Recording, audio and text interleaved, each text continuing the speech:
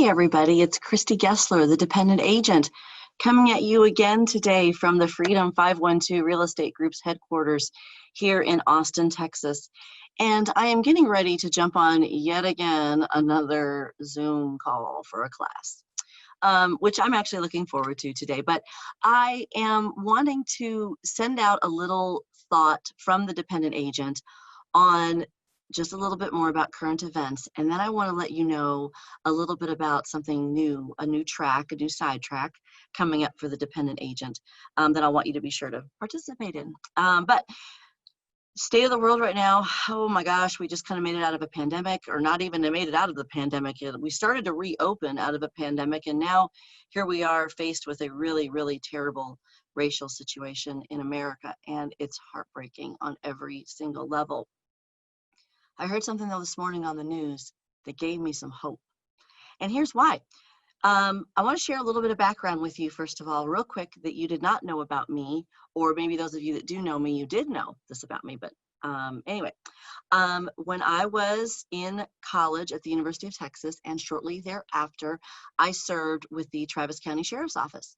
And I started out in their Parks Department, and I was a fee collector, and then I kind of worked my way up the ranks, and I became the first commissioned female peace officer for that department that had gone through all the training to be a certified peace officer and an emergency medical technician here in Austin back in the 90s. And I loved that job. I remember the officers that I served with so well. I was assigned out to Travis County Parks, and so I didn't have as much direct street interaction, but I did when I first got my training, of course, and then I was always there to assist, and they were there to assist me as well. And so my heart is very, very heavy for policing right now in America, and kind of what that looks like in light of a lot of really, really disgusting choices that some really bad officers have made. I don't want to ignite a firestorm on any of that, but what I heard this morning on the news was noteworthy. There is a push right now to defund the police, and I hear that, and I think I understand somewhat where that's coming from. Maybe not defund, but maybe demilitarize.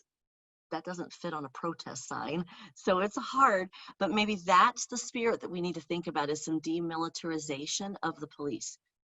But on the news, they said that some departments and some city councils are actually looking toward more mental health services within their departments, and that there would be more appropriately dressed officers trained in mental health to go out and service the public before an officer needs to show up in militarized gear, or a little bit of a different way to do victim services. When I served, victim services kind of came out at the very end.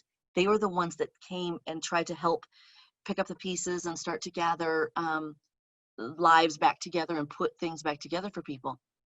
What if we started with that? What if we started with more of a victim services outreach to people in need than we did a militarized police response? Gave me a little bit of hope.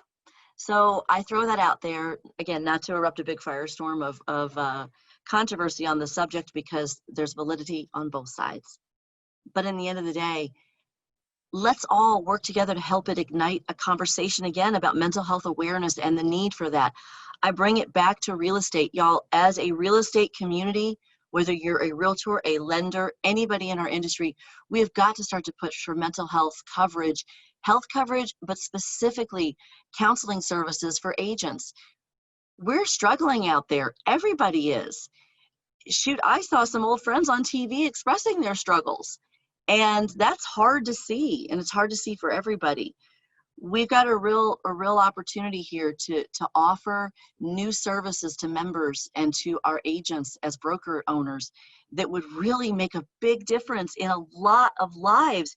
And if we can start by affecting somebody's home life, whether we're helping them find a home or keep peace at home, why not? Let's give it a shot. So one of the sidetracks that the dependent agent is going to start is I'm going to start going out and on location in some various areas. I'm going to show you some coping mechanisms that I use kind of on a humorous level, but on a way that will let you know the way that I think we can work together to get through some of these tough times and to find center and grace and gratitude.